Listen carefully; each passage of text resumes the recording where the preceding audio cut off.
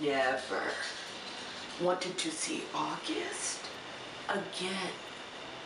So I'm wondering why, in the late hours of Wednesday night, he came across my screen. That's just what I need to know. You know, Patty, you're messing around. You know what? From what we learned this episode, from what we saw here today, the black rose has thorns, honey. And this is not the same person you encountered last season. So, you know what? We're going to put a pause on August. But I guarantee you, the next time I see him on my screen and I have to turn on my camera to talk about this show, you're getting roasted. Okay? But we're going to talk because this episode was all about Rosalee, Ernestine, and their absolute, you know what, I gotta chalk it up to the writers this time. I mean, the performances too, just everything about it. It left me speechless, and I'm over here trying to think of what to say. But let's just hop in to Rosalee. And near the beginning, Patty is talking to this writer, to this biographer, and they're talking about how, you know, Patty just shot Rosalee, and they see that she put goose feathers on herself. What that writer said is typically why I get frustrated when I see black women on television, is because they seem to withstand pain, but we don't. I feel like sometimes it's dehumanizing when we see black women going through pain and black characters going through pain because they get the magical Negro treatment. So here these slave catchers are being faced with evidence that Rosalee, not only is she digging deep, not only is she strong, but she's using her resources, she's using her brains and her wit to get by, and they're falling back on this excuse of this like supernatural ability to withstand pain.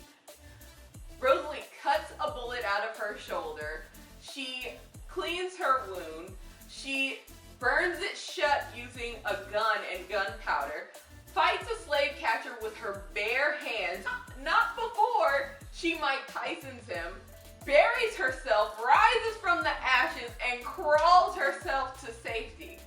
I was on my couch when she was fighting that catcher in the woods. When she was fighting the catcher in the woods, I was seriously on my couch. I didn't even realize my hands were up. I was like, girl, get him, girl. We saw Rosalee fight with everything she had, every scrap of energy she had, she fought with to get to the end. And that brings us to Ernestine, and just a general theme of mothers. Like, I just want to say that Ernestine was a good mother, and I think we've established now that these spirits, for me at least, I think these spirits that are visiting her are demons. There was a moment when, you know, she was about to go to the big house, and Sam said something to her when he was talking to her about, oh, you were just at home, in the big house, I was where you were your best. And he said, you never sang for anyone like you sang for Tom Macon, right? And she got up and looked at him. Like, she had like this snap of realization, and she looked at him in the face in a really combative way, and he gave this like grimace. So I don't know if that's code. Is that something that, for me, I just took it as like, that's not Sam. That's not like a friendly spirit. That's somebody who's trying to do you harm. So what I loved about the use of flashbacks this time around was we got to really understand more Ernestine's pain and what she had to lose. Because when we were introduced to her last season, it seemed like she kind of had everything under control. And we learned that, we read it, just like the speech with Sojourner Truth, that Ernestine probably lost her firstborn being sold to slavery. She has fought tooth and nail for her children.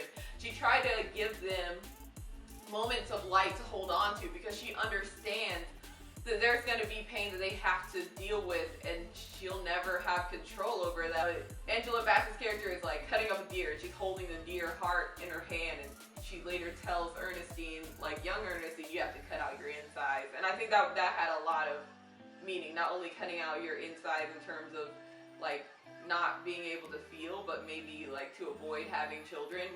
Honestly, I was transfixed. I don't even think Angela Bassett was on camera for more than 2 minutes, and I was just taken and drawn into that scene.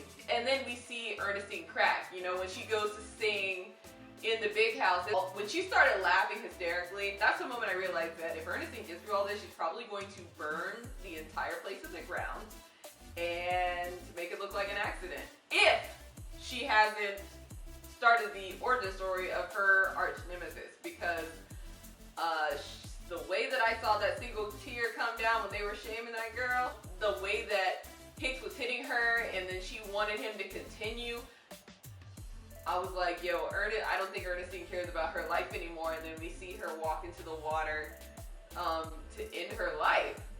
That was the most emotion I felt, I think, in the whole period of watching the show. When Ernestine went to end her life and the community is pulling her out on a line. They're pulling her back. First they talk about you, then they help. So they're a community. You are not in this alone. And I thought that was a wonderful message. We see Patty, and she has now gone to August for help. You know what, August? I do hope you catch up to the Black Rose, because this is not the same person you faced before. I'm trying to make words where I was left speechless by this show. Underground is just something else. If y'all are looking to submit Emmy material, you got it this episode. What a fulfilling and rich hour. I will see you guys next week. Let me know what you think in the comments. I will see you later.